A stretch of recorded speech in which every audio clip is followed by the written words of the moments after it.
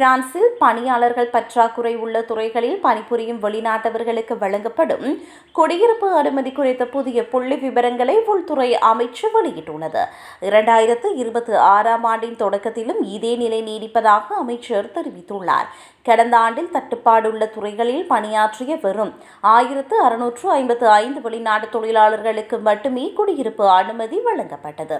பெறப்பட்ட விண்ணப்பங்களில் 50% மட்டுமே மாவட்ட நிர்வாகங்கள் பரிசீலித்துள்ளன.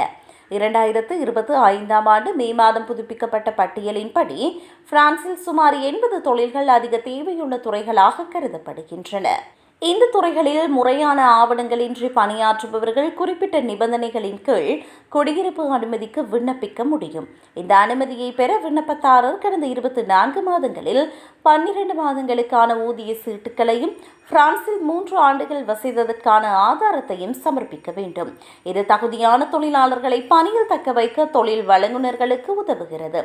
சட்டவிரோதமாக பணியாளர்களை அமர்த்துவது கடுமையான குற்றமாகும்.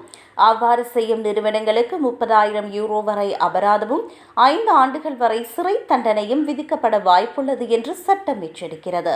அதே நேரத்தில் பொது அமைதிக்கு குந்தகம் பாதிப்புகளை ஏற்படுத்தும் சட்டவிரோத குடியேறிகளை கண்டறிந்து வெளியேற்றுவதில் மாவட்ட ஆட்சியர்களை தீவிரமாக செயல்பட வேண்டும் என்று அமைச்சர் அறிவுறுத்தினார். கடந்த பிப்ரவரி மாதத்தில் இத்தகைய வெளியேற்றங்கள் 8.3% அதிகரித்துள்ளன.